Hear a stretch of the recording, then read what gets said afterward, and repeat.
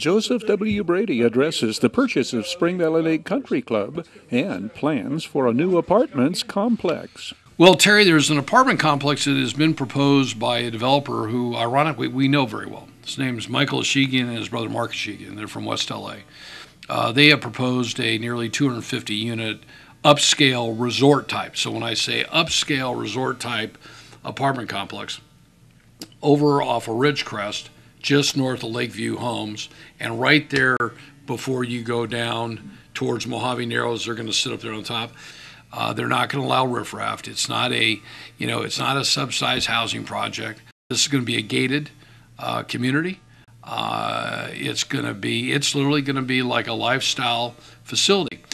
There is no housing like that for some people that don't want to buy a house, for those that are working for PlastiPack or United Furniture Industry, or they're a doctor at Victor Valley or Desert Valley, and they don't want to buy a house, but they want to live in a secured facility that has a community center, that has tennis, has all those things, a workout room, a place to hold a party, and it's not going to be cheap. What I think people don't understand is that there are apartments.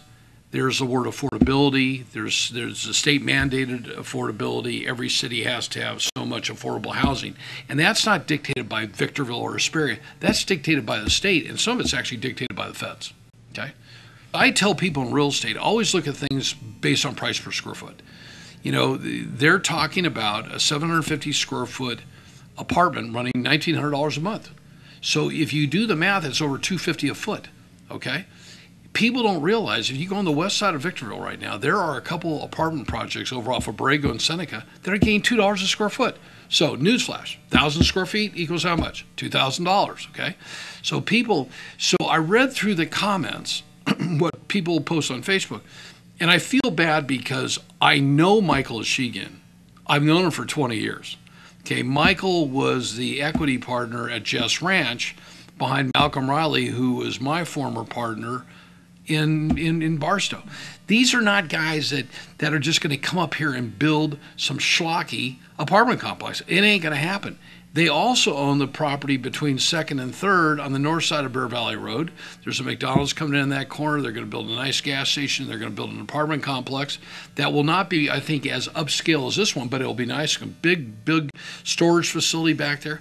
The one thing about Michael and Mark, they're not going to do anything for less than the best. And there are people that want that. There are a couple things that I did want to correct. Victorville has never attempted to annex Spring Valley Lake. Victorville's money is based on sales tax. It's not based on property tax. And so there's what commercial sales tax you can get out of Spring Valley Lake except for the little market down there. So I think that I would let the process go through. Let this get to the council level. I have strongly encouraged Michael and Mark to, and I've marked up their brochure and sent it back to them, that they reach out to Spring Valley Lake, again, to leadership. So I believe that they've already talked to the board of directors and they've made a presentation, and that they send a letter to all the residents, kind of explain what they're really doing. Because, I mean, I know them, I trust them, and Terry, I would have not a problem living in their complex, and I would have no problems actually living next door to it. I think it's going to be a great asset.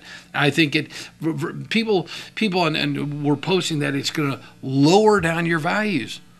Not when you're paying $2.50 a square foot in rent. It only raises the value because of the cost of construction and the assessed valuation of the property. So as far as the country club goes, they're in contract with Club Corp, and that's moving along, maybe a little bit slower, I think, what people want.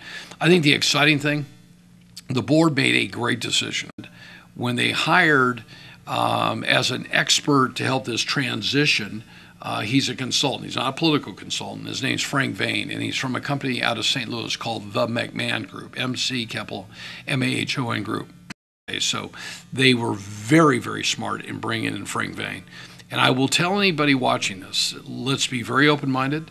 This is not about Joseph Brady or Terry Kurtz. It's not about David Greiner. It's not about Brian Bickert or Brian Hurst or Bill Scott, Alfred Logan. It's not about any of us.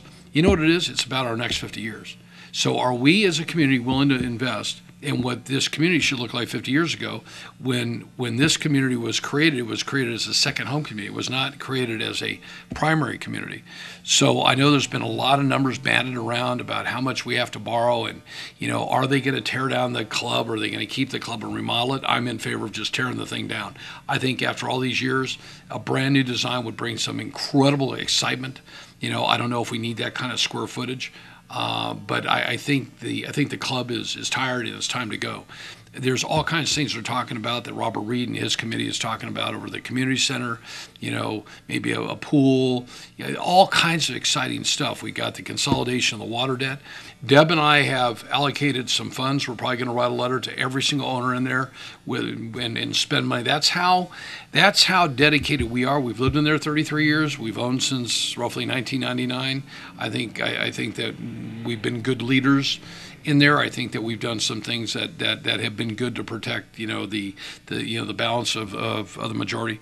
This is not about us. This is about where we want to be in 50 years. And I would really strongly encourage people to let the board do what they've got to do.